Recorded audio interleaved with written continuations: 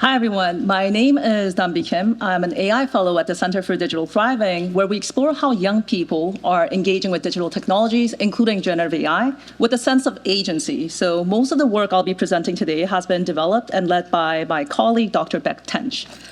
Our work on making AI thinking visible started in a listening session with teens. One teen told a story about a family friend who used ChatGPT to write his wife's anniversary card.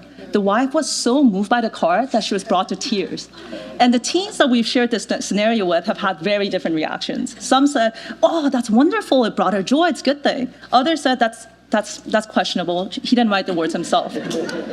So one teen put it this way: sometimes you struggle getting it from your head into words. That's probably most of the time okay to use ChatGPT, but asking it to write an entire card, now that's a line.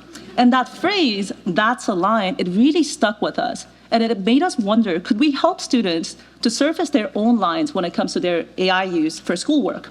So we prototyped an activity that centers on a fairly common assignment, writing a 5-page analytical essay about The Great Gatsby and its key themes.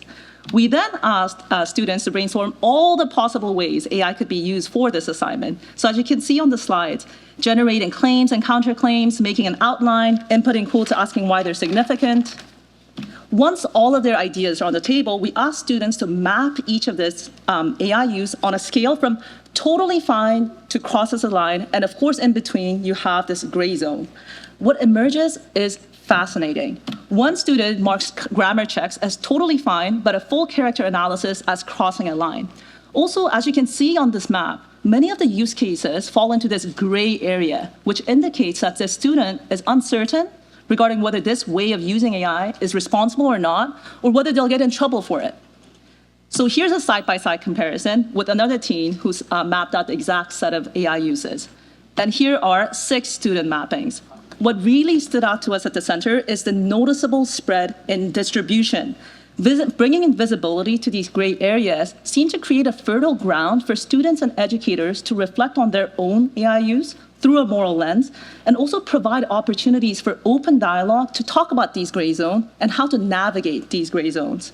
So what we found is that this type of classroom practice can scaffold a conversation between young people and adults that can otherwise be incredibly difficult to have, considering the level of stigma and shaming around AI use in educational contexts.